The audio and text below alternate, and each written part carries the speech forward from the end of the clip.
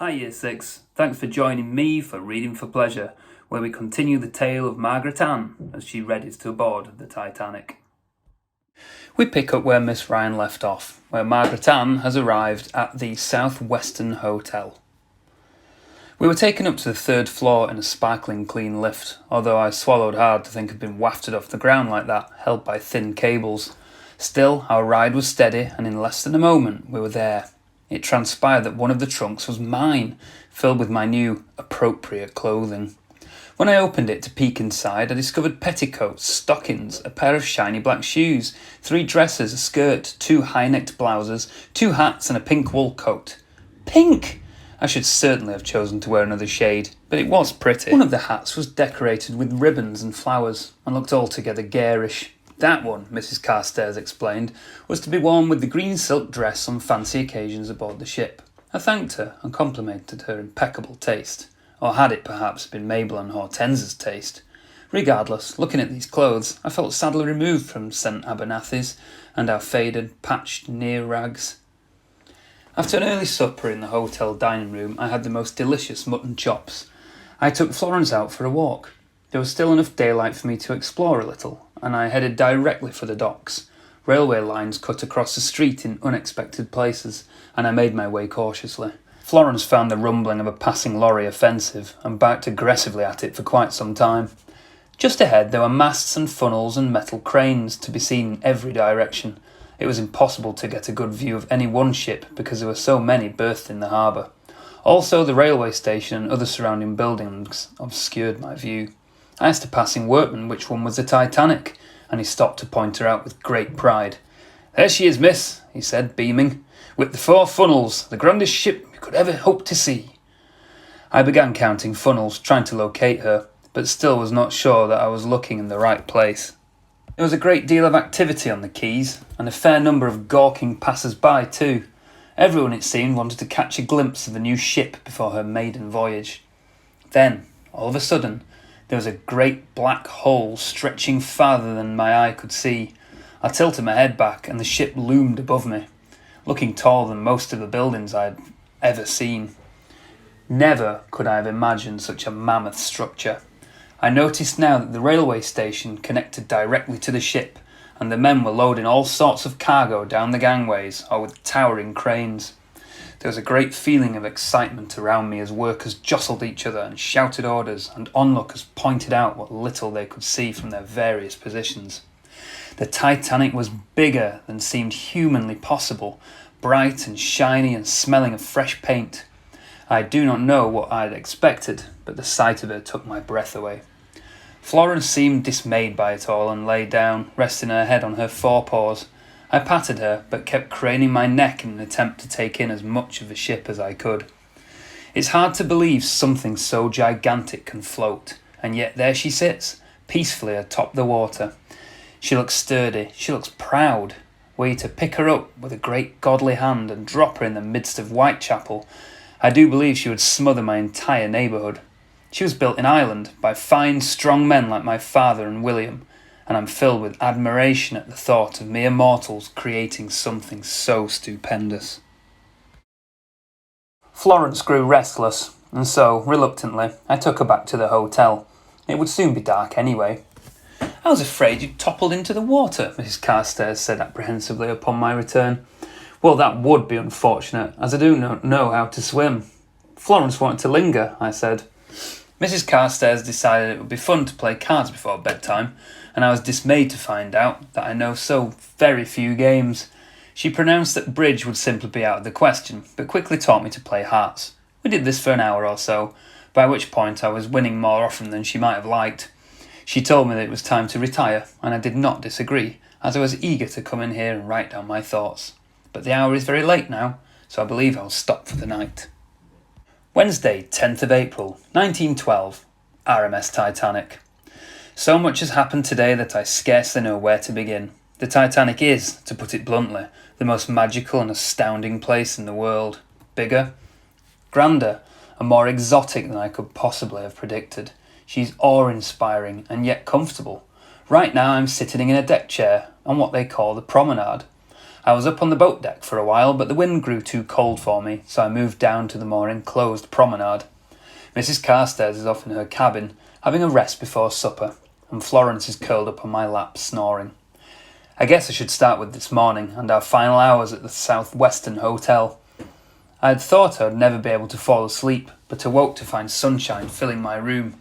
A steward brought tea and toast right to my bedside, without me even asking, which pleased me a great deal. I feared that I could grow accustomed to this special treatment. I took another bath simply because the shiny white tub was there, and put on one of my new dresses. Mrs. Carstairs has made it clear she does not want to see me in any more hideous convent discards, and I suspect it is not worth the breath it would take to argue. Anyway, this dress is golden yellow, made of a material I cannot identify, but the cloth feels very soft. The fancy petticoat makes the skirt billow out amusingly. My new shoes seem slippery against the floor, so I put on my dependable old boots instead. The dress is long enough so that no one will be able to tell anyway. I brushed my hair, then pinned it back as well as I could so that it would not fly about. In the trunk, I even found a pair of white gloves, so I wore them too, just for amusement. When I appeared at Mrs. Carstairs' door, she squinted through her glasses and nodded in approval. "Much better," she said, "but do not neglect your hat." I assured her that I would not dream of doing so. I went back to get the plainer of the two. I dread having to wear the gaudy one, as I'm sure I look quite the imbecile. We had a most leisurely breakfast. I ordered poached eggs along with sausage, kippers and a jacket potato. At St. Abernathy's, eggs were always a special treat, and you would receive a soft boiled one only at Christmas, Easter and on your birthday. I was surprised that Mrs. Carstairs, like her husband, preferred coffee to tea, but that must be the way Americans do things. She did not seem to fancy kippers either. In both cases I felt that it was a wretched mistake on her part. Florence enjoyed a small plate of chopped ham and the crust from Mrs. Carstairs' toast. Early on I spilled a tiny bit of marmalade on my sleeve and quickly blotted it away with a damp napkin, hoping no one would notice. Many of the other people in the hotel dining room also appeared to be Titanic passengers, as they would look eagerly in the direction of the docks whenever the great steam whistles blasted away. There were even a few children who sat in their fine clothes, much less self-consciously than I did. The boat whistles had been blaring all morning, announcing to all of Southampton that it was sailing day.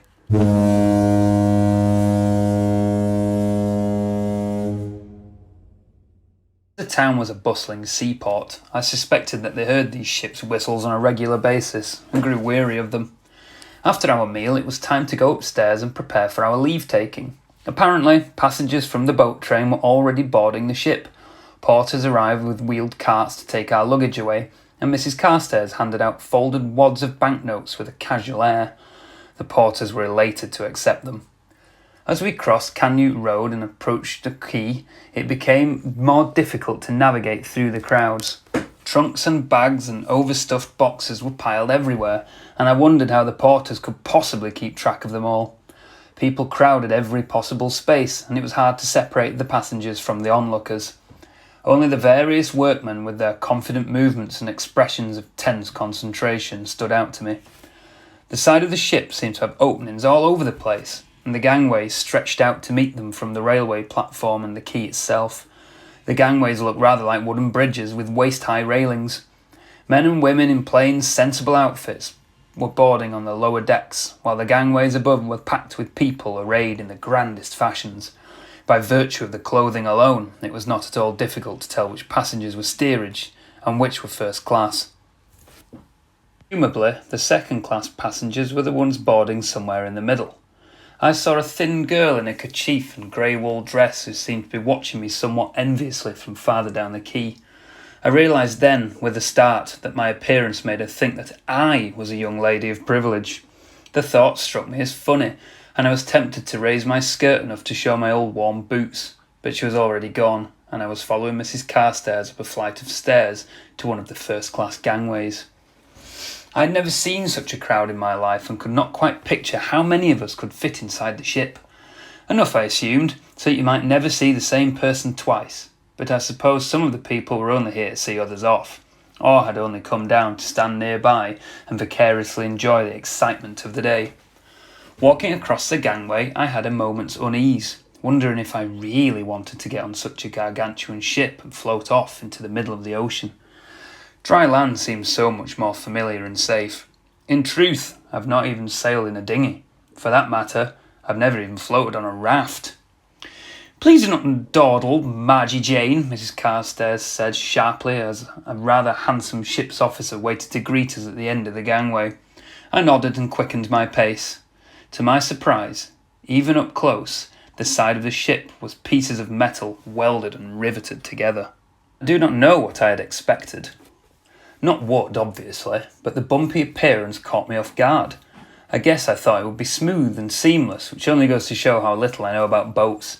I reached out to touch the metal, finding it, quite predictably, cold and solid.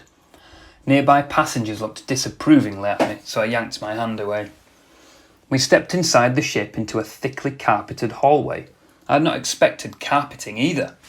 A uniformed man just inside the entrance handed us each a small nosegay of flowers from a large wicker basket next to him.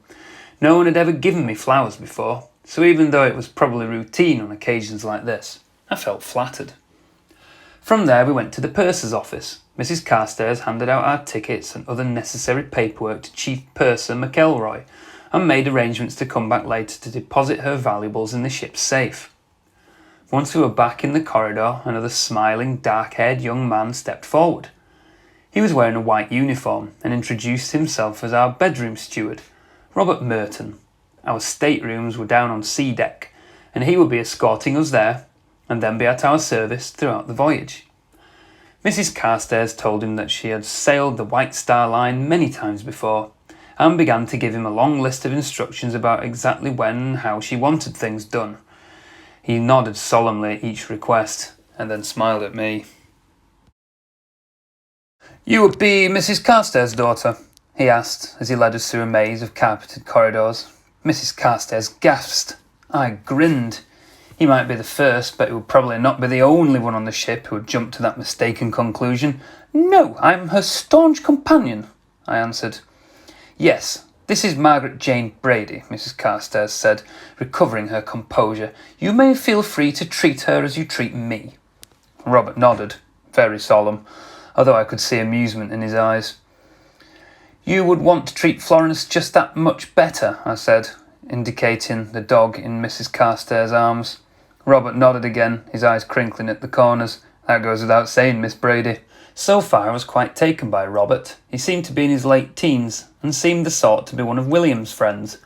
Mrs. Carstairs ignored this entire exchange, inquiring as to the whereabouts and general safety of her luggage, and whether it would be unpacked for her, or if she would be required to do this herself, a concept she found disagreeable.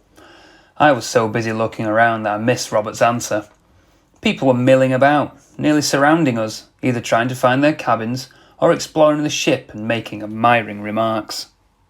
I noticed that I was not the only one who could not resist reaching out to touch things. Robert steered us expertly along to a set of 3 lifts, and we crowded into the first one that opened. Every woman crammed inside seemed to be wearing a different scent, and I found it just a little difficult to breathe through the confusion and strong perfumes. We rode down one deck, and then walked through another corridor. The walls were a pristine white, and the floors still carpeted. It felt as though we were inside a hotel like Claridge's rather than on a ship. Somehow, I had imagined that a sailing vessel would be much less substantial. "You will be right up there, Mrs. Carstairs," Robert said, pointing, "while Miss Brady's just across the way." He opened her stateroom first, and I could see that our luggage had arrived ahead of us. There were several boxes of fresh flowers piled up on a low mahogany table near a settee, and Mrs. Carstairs immediately asked to have them arranged in vases at the first possible opportunity. She said that proudly most of them were probably from her dear Frederick, and was he not a thoughtful husband? She also asked that a bowl of fresh water be brought for Florence right away. Robert nodded, and smiled, and nodded some more. I waited outside in the corridor, watching other patient stewards ushering other demanding passengers to their cabins, each receiving a bewildering litany of instructions and complaints. "Knock on my door as soon as you get settled," Mrs. Carstairs said to me. "We want to be up on boat deck when we cast off." I nodded and followed Robert to my stateroom. He had an interesting accent which I could not quite place. South London, maybe? Manchester? When I asked, he said he was a Liverpudlian. In other words, from Liverpool. For fun, I responded with some Cockney, saying that me being a Londoner, that practically made him a bleating foreigner. But still and all, he seemed like a right steady gent who acted proper. He laughed and instinctively glanced in the direction of Mrs. Carstairs' door to see if she'd not overheard. She's not experienced this side of me yet, I said. His smile was very broad. I'm going to attempt the accent. No, I don't suppose she has, Miss Brady. My stateroom was smaller than Mrs. Carstairs, but still wonderful. Before leaving to tend to his other passengers, Robert took a moment to show me where things were.